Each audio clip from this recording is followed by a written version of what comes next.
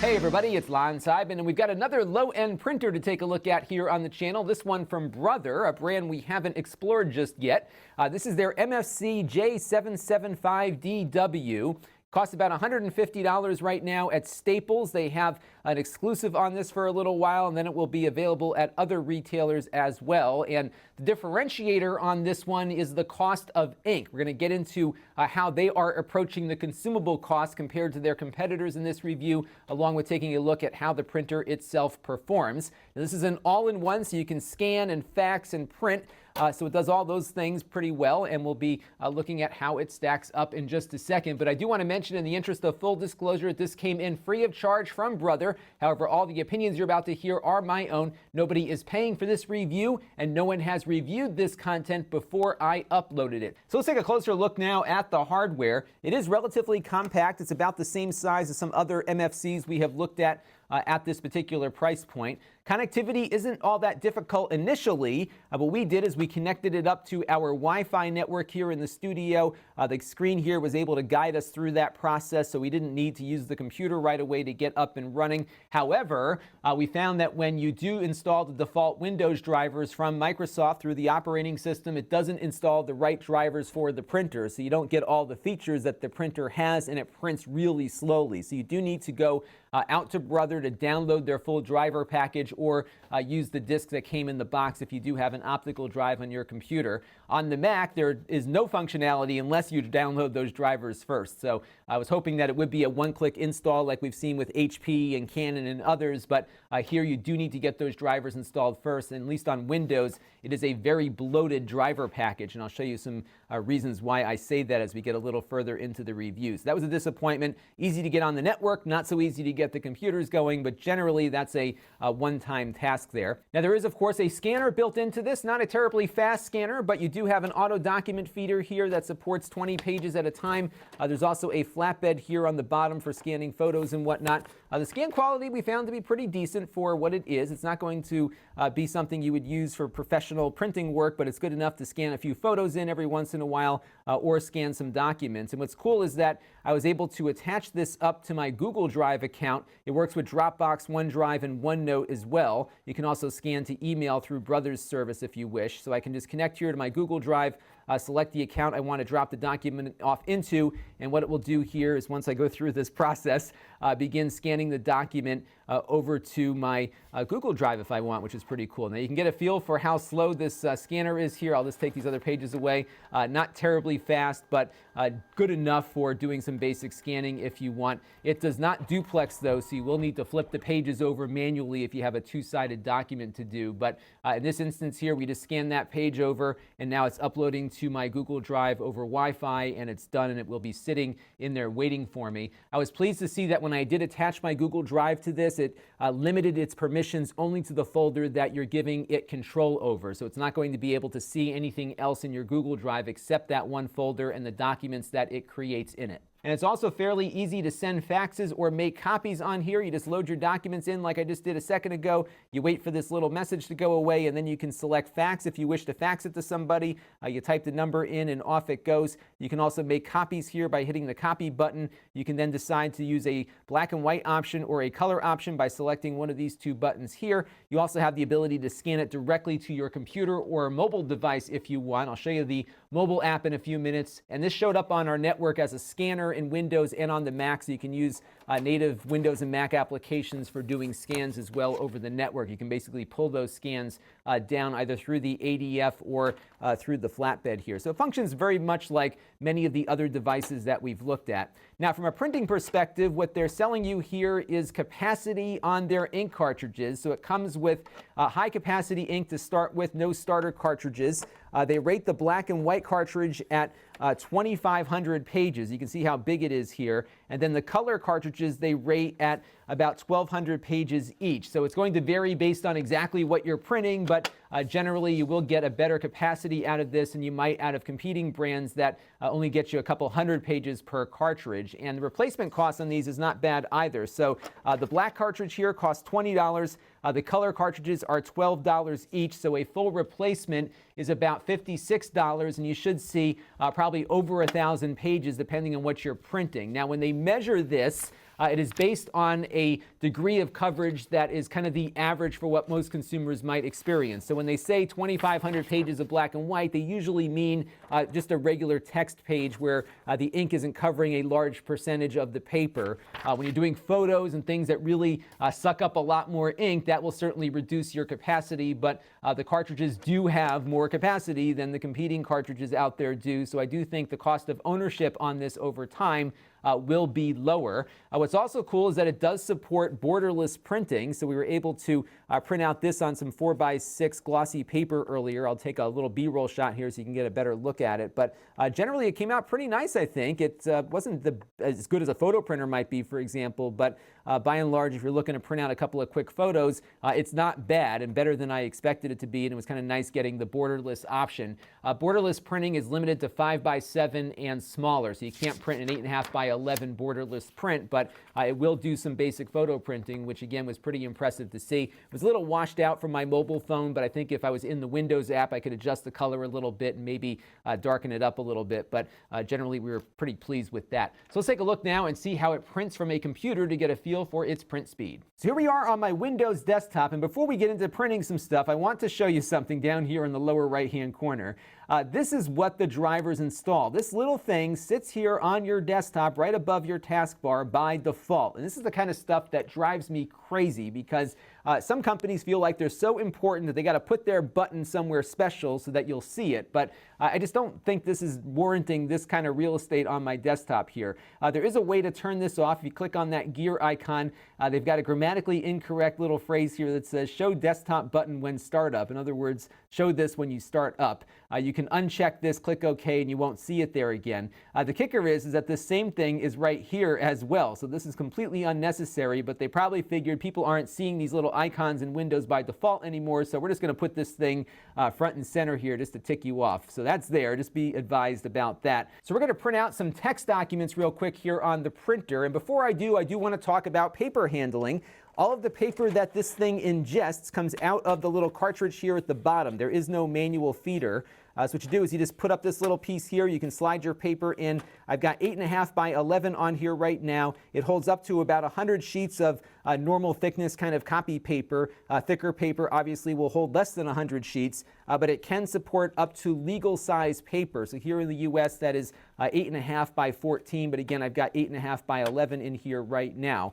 Anytime you want to print something else like a postcard or an envelope or something, you're going to have to pull out the paper, put in the other size paper that you're using and adjust the little guides here to get it all up and running. And you do need to tell the printer via the control panel here what size paper you're putting in. So there is a little bit of extra work if you do want to try to use a manual feeder, for example, for, again, envelopes or postcards or photos for that matter. So there is some additional work here. More expensive printers give you more paper handling options. So we're going to go over here to my document. I'm going to hit Control P to go to print, and I'm going to go over here to preferences. And by default, usually it's on color. I did another take here where we just switched it over to grayscale, but you have to go into the advanced section to make that change. Generally, it should be pretty good about detecting whether or not you have color on the page, but sometimes I found it printed faster if I actually selected grayscale in the advanced section, at least for text. So we're going to do that. I'm going to leave everything else normal. So we're going to print out in its normal mode, which is not the best quality, but you get decent speed here as a result. I'm going to click OK here, and we're going to now click print and then see how long it takes for the printer to come alive here and start spitting out that document. So here we go. We're already printing. And this is why you want these drivers installed, because when I was just going off the Windows default, it was really crawling as it was printing out this document. Here you can see the pages do come out very quickly. They rate this at 12 pages per minute on their specifications. I think we're probably pretty close to that based on what I'm seeing here for the black and white text coming out of here. It is a lot slower, though, with color documents, especially documents that have photos involved with that. So we're going to try that next. One other thing, though, you can do with this is that it will print on both sides of the page automatically. There is a duplexing feature built in. So you can print on two sides automatically, but you can't scan two sides automatically. But let's go now back to the computer and take a look at a color document. So let's take a look at this color document we're going to print now. This one's good because it's got some photos, some text, as well as some just blocks of color. So we're going to go and print out this one. What I'm doing here is just leaving everything on the default. We're going to color here. We're going to have it in normal mode. I'm going to have the vivid color activated because that's what it went with by default. And we're going to click print here and see how long this one takes to come out of the printer. Color is a lot slower, especially when you have something with high coverage like a photograph like this document has. So what you're going to see here is it's going to print pretty slowly here to start, and then once it gets past that photo, it will move a lot quicker. So this bottom portion of the document will actually print a little faster than the top portion.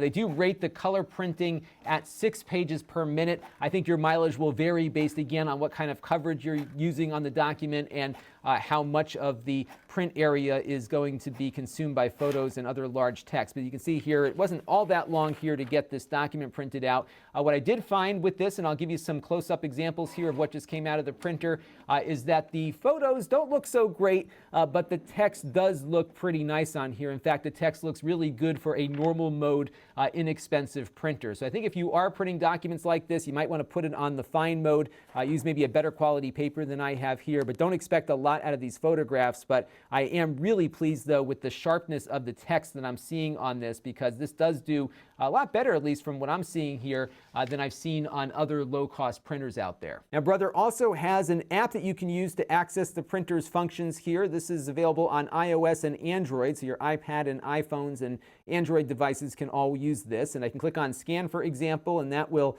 go out and connect to the scanner over my local network here to pull a document down. So you can see the scanner here is already starting to work. I've got a document that we just printed out in the flatbed here. That's going to basically shoot that output over to my phone for me to decide what I want to do with it. So what will happen here is the document will finish scanning. It will transmit it to the phone. I'll click Done here to say I don't have any more pages, and now I can look at the document here and then share it with some of my other applications if I want. There's also the ability to edit the document, so you can crop it a little bit. You can't do any markup or anything, but you can crop the document down, for example, if you need to do that. You can click Done here, and then what you can do is click the share icon to send it to other applications that might make use of it. But what's odd is that to get out of this screen here, you have to click Scan again, which is so counterintuitive, and then you can back out and go to some other stuff. Now, I did find that printing on the iOS side is very limited. So many of these printers, even at the low end, support the Apple AirPrint protocol that the iPhones and iPads recognize. This one doesn't. The next printer up from this one, I believe it's called the 985. I'll put a link to it down below in the video description. That one does have AirPrint built in, but this lower end one doesn't. So it's actually pretty hard to print out documents from your iPhone unless you load the document into this app here to do that. So that was a little disappointing. Now, you can print out your photos on here. That's how we did that borderless print earlier. What you have to do, though, is go into this app and connect it up to your photo album. So you click on Print here, you go over to Photo, and then you can dig through your photo albums here to find what you're looking for. The one problem I found with this, though, is that what I look for is my general photo roll, the whole big photo album, and I had to scroll through all this other stuff first until I got to it. So I got all these old albums that are kicking around in my photo library, and I really had to dig down pretty far to get to my camera roll to do that. So it's not the most intuitive interface, but once you do select a photo, you can print it out borderless like we did with that example I showed you a little earlier. Now, the printer does, though, support Google Cloud Print for Chromebooks and Android devices. That feature is buried on their web-based control panel that you can see here. So what I recommend doing is going over to the app here and clicking on the machine status button. That will pull up an IP address, and if you type in that IP address into your web browser, it'll bring you to that page you just saw to get it set up with your Chromebook or Android device. So a little flaky on the mobile printing here. Again, the higher end models will do a little better with that, especially on the Apple platform, but it could be better. Just don't expect to be printing documents out from your iPhone. It really isn't going to work all that well. So all in, a pretty nice printer here for the price point. I was very pleased with the quality of the text that came out of this. The photos were not as great. They looked a little washed out, but generally on low-end printers, you don't get great photo quality to begin with.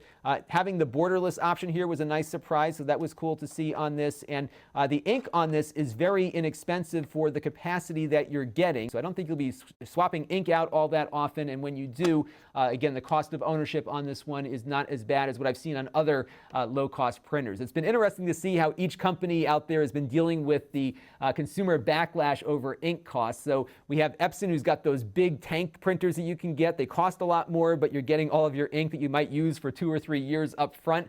You also have HP that has a mail-in option. So if you do their monthly subscription plan, you'll save a little bit there. And it looks like Brother's doing something nice here by giving you a low price on high-capacity ink cartridges. And I think this might be a great way to go if you're looking for a cheap printer that you might use every once in a while to print out a document or make a copy every once in a while. Not for high capacity, not for photo printing, but getting the borderless prints was a nice surprise on this one. So all in, not bad for the price, and something I think I'm comfortable recommending if you are not looking for a speed demon for printer output. So that's going to do it for the Brother MFC-J775DW. At the time that I'm shooting this video, the next one up from this, which is that $985 that I mentioned, costs the same on Amazon. So I'm going to put a link to that one down below. That one is about the same performance, give or take, but it does support Apple AirPrint. So people who are on the iOS platform with their iPhone or iPad might want to look at that one instead. That will give you greater flexibility for printing things out from your iPhone. But for other folks just looking for something quick and easy, this one is not a bad choice. That'll do it for this one. This is Lon.TV. Thanks for watching. This channel is brought to you by the Lon.TV supporters, including gold-level supporters, the Black Eyed and Blues Music Hour podcast, Chris Allegretta, and Kalyan Kumar. If you want to help the channel, you can by contributing as little as $1 a month.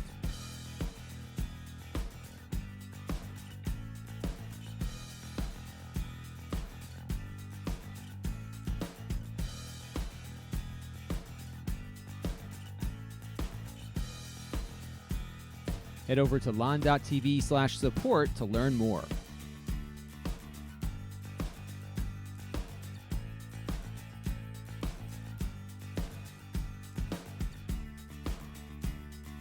And don't forget to subscribe. Visit lon.tv/s.